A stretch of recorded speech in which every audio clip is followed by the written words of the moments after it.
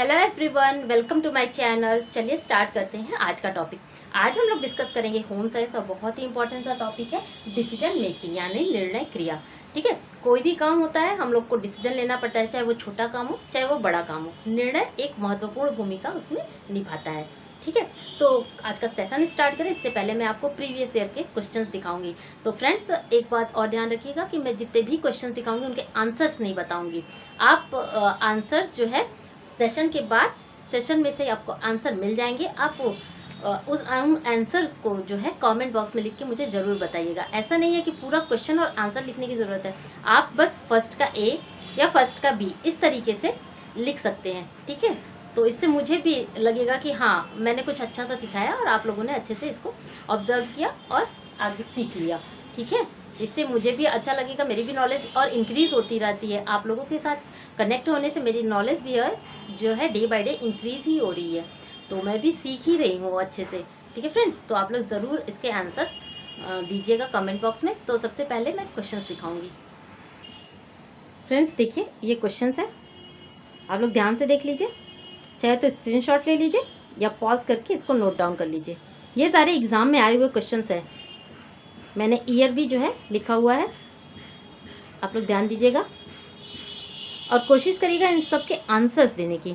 ठीक है friends, definition से भी क्वेश्चंस निर्णय में आता है, ध्यान दीजिएगा। तो हम लोग सबको डिस्कस करेंगे। ठीक है फ्रेंड्स, सबको। आई होप आप लोग लिख लिए होंगे। तो चलिए स्टार्ट करते हैं आज का सेशन। तो फ्रेंड्स चलिए स्टार्ट करते हैं आज का सेशन। सबसे पहले हम लोग देखेंगे डिसीजन मेकिंग का डेफिनेशन से भी क्वेश्चंस निकल के आते हैं, तो डेफिनेशंस को जानना बहुत ज़रूरी है। तो डेफिनेशंस याद करने, तो देखिए एक पॉइंट यहाँ ध्यान दीजिएगा कि डेफिनेशन याद करना पॉसिबल नहीं होता है, तो आप लोग क्या करिएगा, कीवर्ड ध्यान दीजिएगा। ठीक है, जिस भी राइटर का उसके कीवर्ड्स को आप लोग ध्यान दीजिएगा। कीवर्ड्स ध्यान रखेंगे तो एग्जाम में अपने आप वो ऑप्शन आपको क्लियर हो जाएगा। कैसे, मैं दिखाती हूँ कीवर्ड्स। देखिए, ग्रॉस एवं क्रैंडल है, इनके डेफिनेशंस होम साइंस में बहुत ही इंपॉर्टेंट रोल प्ले करते हैं। ठीक है, तो ग्रॉस एवं क्रैंडल के अकॉर्डिंग निर्णय करना निर्णय क्रिया के विभिन्न क्रमों में से किसी एक क्रम को चुनना अथवा किसी को न चुनना है। ठीक है, ये इनका डेफिनेशन है, लंबा डेफिनेशन है, याद नहीं कर सकते। तो क्या है इनका कीवर्ड? इनका कीवर्ड है चुनना। क्या? चुनाव करना। कैसे? तो देखिए, निर्णय करना क्रिया के विभिन्न क्रमों में से, जैसे कि अगर हमें कोई भी निर्णय लेते हैं तो हम लोग उसकी पॉजिटिव और नेगेटिव दोनों चीज़ों पे गौर करते हैं। ठीक है, दोनों चीज़ों पे गौर करते हैं। हमारे पास कोई भी डिसीजन लेना हो तो ऑप्शंस, सबसे पहला क्या होता है, ऑप्शंस हम लोग देखते हैं। इन ऑप्शंस में से क्या है, बेस्ट ऑप्शंस को है हम लोग चुनते हैं। बेस्ट ऑप्शंस चुनते हैं, तो जितना हम लोग चुनते हैं उतना ही जिम्मेदार क्या है, जिसको हम नहीं चुनते हैं। ठीक है, जिसको हम चुनते हैं वो तो इम्पॉर्टेंट है, और जिसको हम नहीं चुनते हैं वो भी इम्पॉर्टेंट है। क्यों? क्योंकि इससे हमें नुकसान होता है और इससे हमें फ़ायदा होता है। ठीक है, जो हमारे लिए बेस्ट है उसको चुन लेते हैं और जिसकी ज़रूरत नहीं होती उसको हम लोग हटा देते हैं। तो चुनना क्या है, ग्रॉस एवं क्रैंडल का कीवर्ड है चुनाव, किसी बेस्ट का चुनाव करना। ठीक है, चुनना, और उतना ही इम्पॉर्टेंट रोल किसका है, जिसको हम लोग नहीं चुनते हैं। तो दोनों ही इम्पॉर्टेंट रोल प्ले करते हैं। आई होप आप लोगों को समझ में आ रहा होगा मैं क्या समझाने की कोशिश कर रही हूँ। ठीक है, तो जितना चुनना इम्पॉर्टेंट है उतना ही वस्तु के लिए डिसीजन नहीं लेना भी उतना ही इम्पॉर्टेंट है। हमारा नेक्स्ट है हमारा डी वुड थॉमस के अकॉर्डिंग है, निर्णय में उन उद्देश्यों का अस्तित्व निहित है जिनके प्रति निर्णय का प्रतिस्थापन किया गया है। अब देखिए, इनका कहने का ये मतलब है कि हम लोग कोई भी काम के लिए हम लोग निर्णय तो ले लेते हैं। ठीक है, निर्णय ले लेते हैं तो वो हमारा क्या बन जाता है, वो हमारा लक्ष्य बन जाता है, वो हमारा उद्देश्य हो जाता है।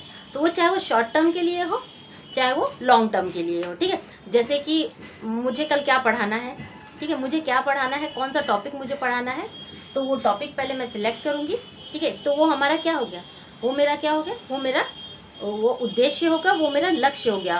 और उसी के लिए मैं क्या लेती हूँ, उसके लिए मैंने निर्णय लिया कि मुझे कल ये टॉपिक जो है सिखाना है। ठीक है, तो ये क्या हो गया, जो हमारा निर्णय जो होता है वो हमारा उद्देश्य हो जाता है, वो हमारा लक्ष्य बन जाता है। तो ये शॉर्ट और लॉन्ग दोनों टर्म में एकदम इक्वली इम्पॉर्टेंट रोल जो है वो प्ले करता है।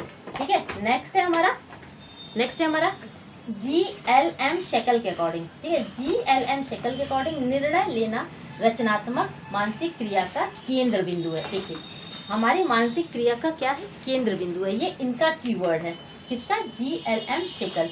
कोई भी निर्णय हम लोग लेते हैं तो सबसे पहले जो है सोचते हैं, विचारते हैं, उसके लाभ और उसकी हानियाँ दोनों चीज़ें देखते हैं, तब हम किसी चीज़ के लिए निर्णय लेते हैं। तो क्या है, ये रचनात्मक मानसिक क्रिया का केंद्र बिंदु है, ये इनका कीवर्ड है। अब यहीं पे हम लोग देखेंगे निखिल एवं डॉर्सी। निखिल एवं डॉर्सी का कहना है कि समस्या को परिभाषित करना, खोज करना, तुलना करना और क्रियाविधि का चयन करना। ये किसका डेफिनेशन है, ये निखिल एवं डॉर्सी का है। इनका क्या है, समस्या को सबसे पहले हम लोग क्या करेंगे, हम जिसके लिए हमें निर्णय लेना है वो हमारी प्रॉब्लम होगी, उस समस्या को पहले हम लोग डिफाइन करेंगे कि किस विषय में हमें निर्णय लेना है। ठीक है, उसके बाद क्या करना है, निर्णय लेना, खोज करना। खोज करने का मतलब हो गया कि जिस भी प्रॉब्लम के लिए हमें निर्णय लेना है उसके उचित विकल्पों की खोज करना, यानी बहुत सारे रास्ते की खोज करना। ऐसे भी आप लोग समझ सकते हैं, जैसे कि ये हो गया हमारी समस्या, ठीक है, ये हमारी प्रॉब्लम हो गई और इसके ढेर सारे ऑप्शंस हो गए। ठीक है, प्रॉब्लम के कई सारे ऑप्शंस हो गए, तो सबकी क्या है, लाभ, सभी जो भी उपाय हम लोगों ने ढूंढा उसके कुछ लाभ भी हैं। ज़रूरी थोड़ी नहीं कि पॉजिटिव वे में भी हो, तो उसके पॉजिटिव और नेगेटिव, उसकी दोनों चीज़ों पे हम लोग ध्यान देते हैं। समस्या के विकल्प के पॉजिटिव और नेगेटिव दोनों चीज़ों पे ध्यान देते हैं। उनमें से सबसे बेस्ट होता है, यानी जिससे हमें सबसे ज़्यादा लाभ होता है, उस ऑप्शन का चयन करते हैं। ठीक है, तो इनके कहने का मतलब है समस्या को परिभाषित करना, फिर उनके विकल्पों की खोज करना। ठीक है, और फिर उन विकल्पों को आपस में कंपेयर करना, यानी कि कौन सा ज़्यादा अच्छा है, इसको कंपेयर करके हम लोग देख लें, फिर उसके बाद उचित विकल्प का चुनाव करें। ठीक है, तो आई होप ये समझ में आ गया होगा। डेफिनेशंस आपको सारी की सारी क्लियर हो गई होंगी। ठीक है, तो डेफिनेशंस याद करना बहुत ज़रूरी है। तो सब डेफिनेशंस तो नहीं याद कर पाएंगे, कीवर्ड पे ध्यान दीजिएगा। कीवर्ड अगर आपको याद रह गए तो एग्ज़ाम में वो अपने आप ही आपके आँख सामने आ जाएंगे कि हाँ, ये मैंने पढ़ा था, ये करेक्ट आंसर है। ठीक है, तो कीवर्ड पे ध्यान दीजिएगा। अब हम लोग आगे बढ़ते हैं, विशेषताएँ। निर्णय लेने, इनकी कुछ विशेषताएं भी हैं, उनको हम लोग डिस्कस करेंगे। तो सबसे पहले है सर्वश्रेष्ठ विकल्प का चयन। ठीक, अभी मैंने बताया कि समस्या है जिसके लिए हमें निर्णय लेना है, तो उसके लिए कई सारे विकल्प हम लोग पहले खोजते हैं कि किस तरीके से इस प्रॉब्लम को सॉल्व किया जा सकता है।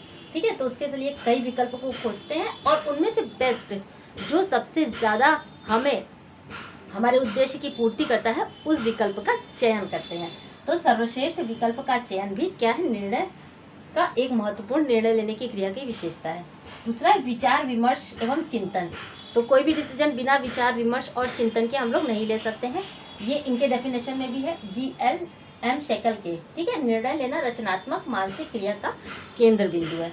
तो इंटरलिंक करके, एक दूसरे से लिंक करके चीज़ें याद रखेंगे तो आपको ज़्यादा समय तक याद रहेंगी। स्वतंत्रता पूर्वक चुनाव करना, यानी जो हम निर्णय ले रहे हैं, किसी समस्या के प्रति जो हम निर्णय ले रहे हैं, वो हमारे बिना प्रेशर के, बिना किसी दबाव के स्वतंत्रता पूर्वक निर्णय लेना ही क्या कहलाता है, स्वतंत्रता पूर्वक चुनाव। उद्देश्यात्मक, बिल्कुल सही बात है।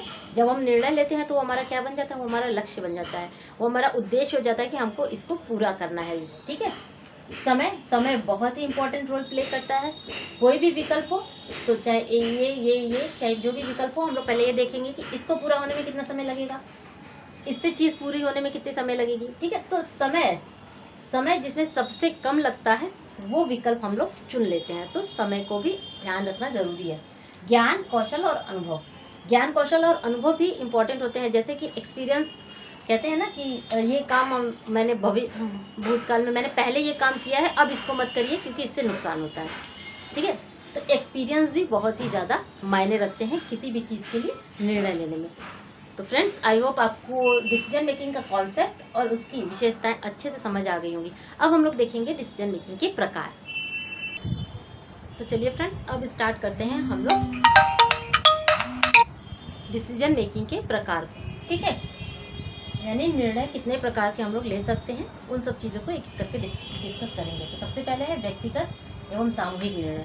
व्यक्तिगत निर्णय वो होता है जिसमें व्यक्ति अपने हित के लिए, यानी अपने लाभ के लिए जो निर्णय लेता है, तो वो व्यक्तिगत निर्णय कहलाता है।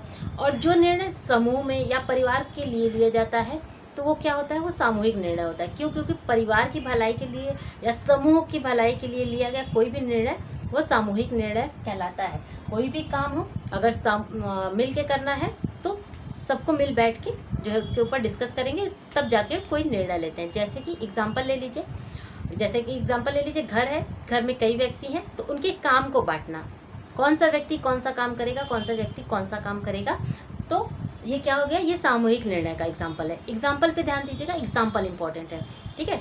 क्यों? क्योंकि इससे जो है पूरे परिवार या पूरे समूह जुड़ा हुआ है, इसलिए जो है सामूहिक रूप से लिया जाता है। कोई अकेले इस तरह का निर्णय नहीं ले सकता।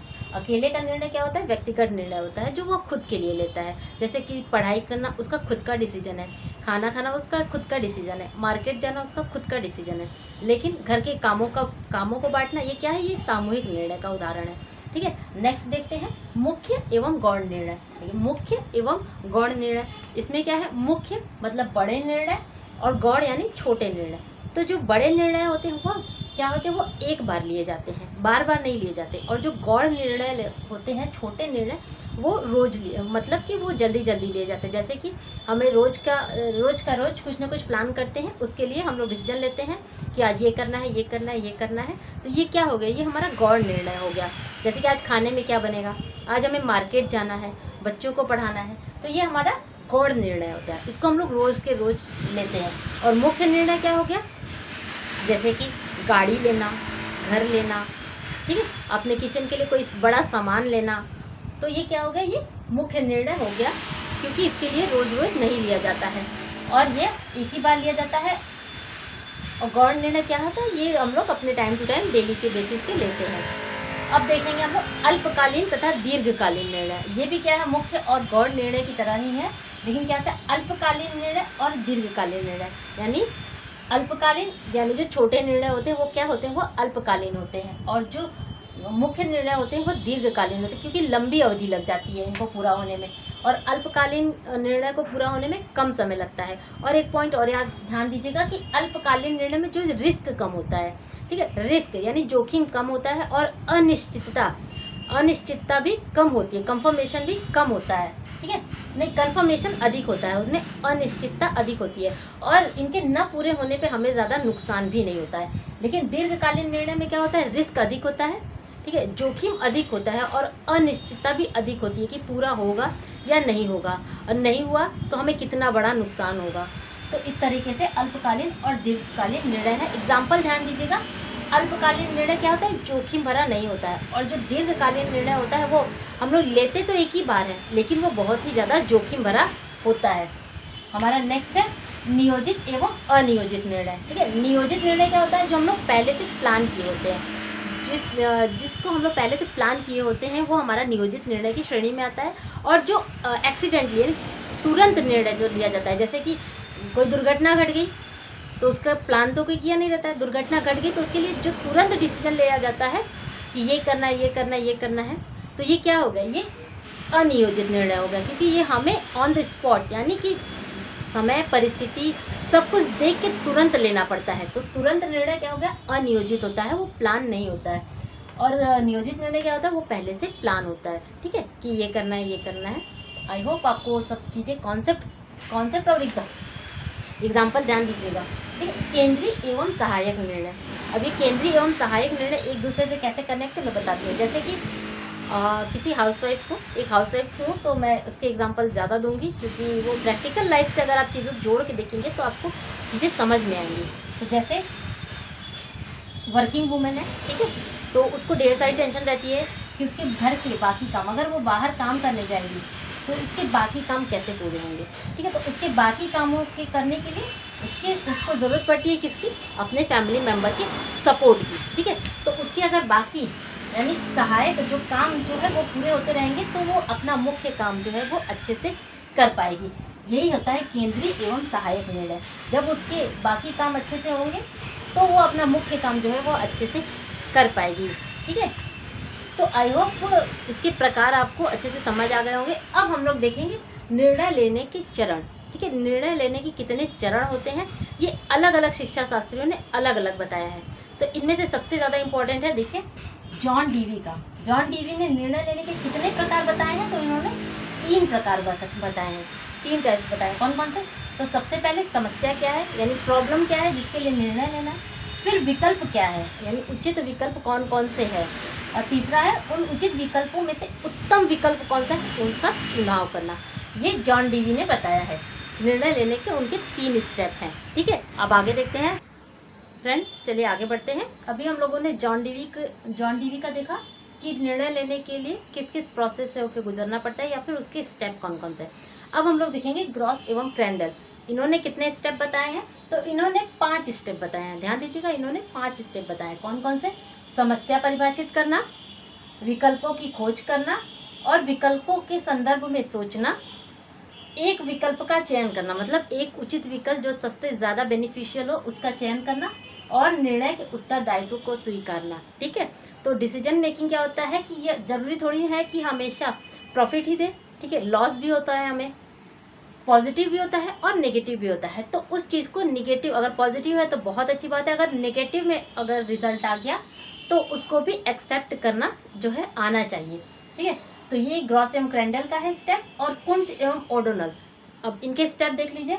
समस्या का निश्चित सूत्र या विधि निर्धारित करना, दूसरा है गणितीय नमूने का गठन करना।